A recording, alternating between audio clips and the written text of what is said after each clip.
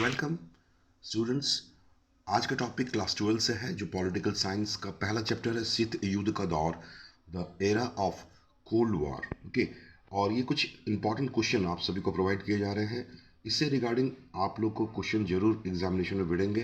Then आप सबों को हिंदी और इंग्लिश दोनों मीडियम के स्टूडेंट्स के लिए एक बेनिफिशियल वीडियो बना रहा हूँ, तो इस चैप्टर के इस क्वेश्चंस को आप जरूर स्टडी करें और इसका फ़ायदा आप सभी को मिले।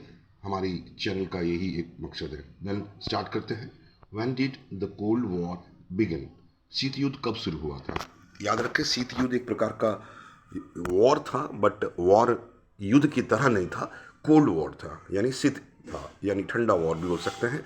इसमें एक दूसरे से कोई देश लड़ नहीं रहा था, लेकिन परिस्थितियां ऐसी थी जहां पे कभी भी युद्ध की संभावना हो सकती है। तत्कालिक जो शक्तिशाली देश थे वो था यूएसएसआर यानी सोवियत संघ, और दूसरी तरफ था यूएसए यानी द्विराष्ट्रीय स्थिति।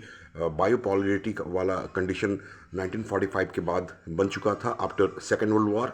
ओके, तो आप लोग को यहाँ याद भी रखना है, first world war and second world war के बाद की स्थिति के बाद जो है आपके पॉलिटिकल साइंस में पहला चैप्टर है, जिसको हम लोग शीत युद्ध का दौर या the era of cold war भी कहते हैं। देन हमारा जो पहला क्वेश्चन था, क्या बोले कि आप लोगों को जैसा आप बता चुके हैं कि शीत युद्ध कब शुरू हुआ था, यानी कोल्ड वॉर। जैसे ही द्वितीय विश्व युद्ध समाप्त हुआ 1945 में, तो ऐसी परिस्थितियां आई कि दो महाशक्तियों के बीच में एक तरह का कोल्ड वॉर चल रहा था, जिसे शुरू हुआ था 1945 में। Okay, now next question is when did the cold war ended, यानी कब समाप्त हुआ, शीत युद्ध कब समाप्त हुआ। याद रखिएगा, ये 1945 से चला था और 1991 तक चला, जब तक यूएसएसआर डिफरेंट कंट्री में टूट ना गया। मतलब रशिया, यूएसएसआर जो था वो टूट कर रशिया अलग हो गया, और उसके जितने अलग अलग रिपब्लिक्स थे वो लोग टूट कर अपना अपना इंडिपेंडेंट हो गए। Question third, which American diplomat named the cold war? Cold war नाम जो दिया गया था, किस अमेरिकी कूटनीतिज्ञ द्वारा दिया गया था? उसका नाम था Bernard Baruch. Okay, which military group did America form? America उस समय कौन से मिलिट्री ग्रुप को फॉर्म किए थे या फाउंडेड किए थे? उसका नाम है NATO.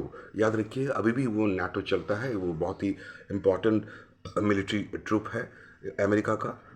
NATO was established in the year of, किस ईयर इसको स्थापित किया गया था? बहुत ही इंपॉर्टेंट क्वेश्चन है। 1949 में नाटो को बनाया गया था, नाटो का जो फॉर्मेशन किया गया था वो 1949 में हुआ था। Next question, how many countries were included in NATO in 1949? 1949 के दौरान जो नाटो बना था, कितने कंट्रीज में इन्वॉल्व थे या इंक्लूड थे? तो 15 कंट्रीज थे। Okay, now next question is which of the following countries lead NATO? NATO को कौन लीड कर रहा था? जाहिर है नाटो अमेरिका बनाया था, तो संयुक्त राज्य अमेरिका यानी यूनाइटेड स्टेट ऑफ अमेरिका ही कर रहा था।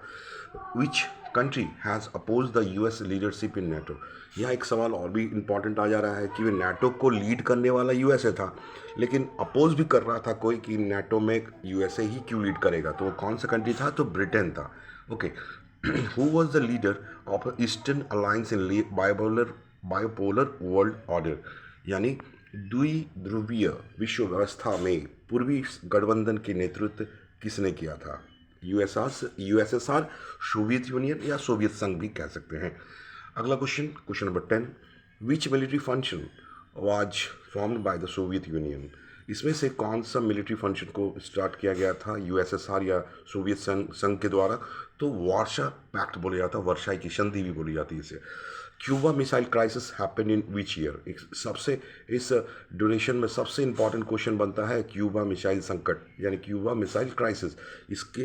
इससे रिगार्डिंग आपको क्वेश्चन जरूर आएंगे, इसलिए इसको आप अच्छी तरह से पढ़ लें और आगे तैयारी करते रहें।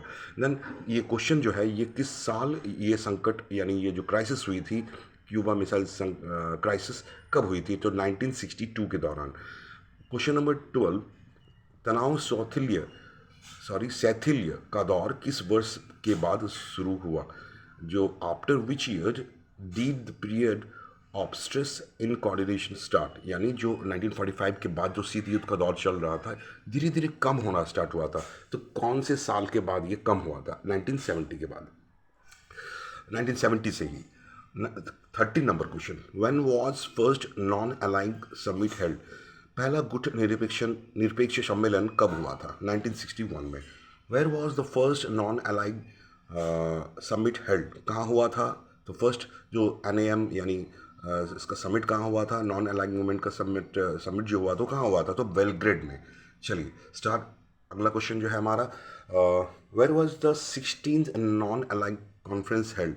16वां गुट निरपेक्ष सम्मेलन कहाँ हुआ था? आंसर होगा Tehran. Question 16। Next question is 16. Which Indian leader was major contributor to the goal of non-aligned movement?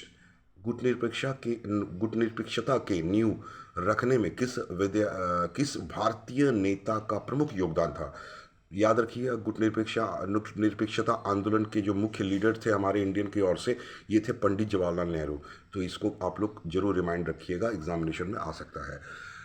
Name of the members countries of NATO. NATO के कुछ कंट्रीज़ के नाम क्या क्या थे? तो Britain, France, Spain and Norway. Okay. Full form of NAM। NAM का full form क्या है? नॉन अलाइड मूवमेंट, हिंदी में गुट निरपेक्ष आंदोलन। इसके फाउंडर लीडर कौन थे? चलिए देखते हैं। तो NAM के जो फाउंडर लीडर्स थे कहाँ कहाँ से थे? याद रखिएगा, जोसेफ ब्रॉस टीटो या टीटो कहाँ से थे? यूगोस्लाविया से। इंडिया से जवाहरलाल नेहरू थे। इजिप्ट से गमाल अब्दुल नशीर थे। इंडोनेशिया से सुकरेनो थे एंड घाना से एनक्रोमा थे। ओके, ये कुछ लीडर्स थे जो आ सकते हैं, इंपॉर्टेंट, वेरी वेरी इंपॉर्टेंट है। और नेक्स्ट क्वेश्चन, वर्ड लिमिट थोड़ा सा बढ़ रहा है यहाँ पे, याद रखिएगा। What is non allied movement? Non allied movement यानी गुट निरपेक्षता क्या है? यानी एक दौर था जहाँ पे शीत युद्ध का दौर था, जहाँ पे कुछ कंट्री लाइक हमारे कंट्री जो थे वो गुट निरपेक्ष, मतलब दोनों कंट्री USSR और US को, यानी संयुक्त राज्य अमेरिका और संयुक्त राष्ट्र संघ, सोवियत संघ को खुलकर सामने सपोर्ट नहीं कर रहे थे। कुछ ऐसे कंट्रीज़ थे लाइक हमारे कंट्री। उसी तरह यहाँ पे इसकी परिभाषा भी दी है कि अंतर्राष्ट्रीय व्यवहार में स्वतंत्र नीति, मतलब क्या कि खुलकर सपोर्ट नहीं कर रहे थे, अपनी नीति के आधार पर काम कर रहे थे, किसी प्रकार के सैन्य गुट या अन्य गुटबाजी से अलग रहकर, किसी भी सैनिक गुटों या किसी भी पर्टिकुलर फोर्स के साथ या सेना के साथ न मिलकर, अपना अलग रहकर अपना जो अंतर्राष्ट्रीय बिहेवियर थे, अंतर्राष्ट्रीय व्यवहार थे, उसको फॉलो कर रहे थे। तो इन लोगों का ये टारगेट था कि इससे क्या होगा कि विश्व शांति, इंटरनेशनल पीस, वर्ल्ड पीस को ध्यान में रखा जा सकता है। तो इसलिए इस स्थिति को हम लोग गुट निरपेक्षता कहते हैं। आगे अगला क्वेश्चन जो है, what was the India's foreign policy towards the US and USSR during the cold war era? शीत युद्ध के समय हमारे जो भारत की जो नीति थी US यानी अमेरिका और सोवियत संघ के प्रति कैसी थी? तो यहाँ पे हम लोग देख सकते हैं कि ये दोनों से दूर रह रहे थे और सावधानी बनाए रखे थे। साथ में इन गठबंधनों का हिस्सा बनने वाले नव उपरेजित देशों के खिलाफ आवाज़ उठाई, मतलब जो अब इनको सपोर्ट किया करते थे उनके भी खिलाफ आवाज़ उठाने का काम कर रहे थे। इसके अलावा भारत के इन गठबंधनों के बीच मतभेदों और प्रतिद्वंद्विता को पूर्ण पैमाने पर युद्ध में बढ़ने से कम करने का, मतलब दोनों के बीच में अगर किसी प्रकार के युद्ध की स्थिति आ रही है तो हमारे NAM ग्रुप के जो लीडर्स थे या कंट्रीज थे, ये कोशिश करते थे कि किसी प्रकार का युद्ध फिर से, यानी द्वितीय विश्व युद्ध के बाद फिर से ऐसा कोई परिस्थिति ना आ जाए जो पूरे विश्व के लिए खतरनाक साबित हो सकते हैं। 22 क्वेश्चन। नेक्स्ट क्वेश्चन है, शीत युद्ध से क्या समझते हैं? तो शीत युद्ध पहले भी हम लोग डिस्कस कर चुके हैं कि शीत युद्ध से तात्पर्य यह है कि ऐसी परिस्थिति जहाँ पे बस युद्ध ना होता हो, परिस्थिति थोड़ी सी खतरनाक बनी रहती है, जैसे कि इस दौर में 1945 से 1991 के बीच में USSR और USA यानी अमेरिका और रशिया यानी सोवियत संघ के साथ जो स्थिति बनी हुई थी, उस दौर को शीत युद्ध कहते हैं। क्वेश्चन 23, क्यूबा मिसाइल संकट क्या था या क्यूबा मिसाइल क्राइसिस से क्या समझते हैं? तो एक ऐसा ये परिघटना थी, यहाँ आप पढ़ सकते हैं कि क्यूबा सोवियत संघ का सहयोगी था। याद रखिएगा, अमेरिका के ही एक क्षेत्र में एक कंट्री था जिसका नाम था क्यूबा, जो सोवियत संघ का सपोर्टर था, और इसके आधार पर छोटा सा कंट्री है। तो ये एक प्रकार से रशिया से सपोर्ट मिलता था, फाइनेंशियल सपोर्ट और हर तरह के सपोर्ट मिलता था। तो क्या किया कि सोवियत संघ ने क्यूबा को रूसी बेस में बदलने के लिए परमाणु मिसाइल रखी। यहाँ पे क्यूबा से क्या किया गया कि मिसाइल, एटॉमिक मिसाइल जो था वहाँ प्लेस कर दिया गया, वहाँ बेस कर दिया गया, क्योंकि सामने ही अमेरिका था। तो अमेरिका इस चीज़ को बहुत ही खतरनाक मतलब खतरनाक समझा, बिकॉज रशिया एक प्रकार से क्यूबा को गाइड कर रहा था, और क्यूबा अमेरिका और मिसाइल को प्लेस कर दिया था।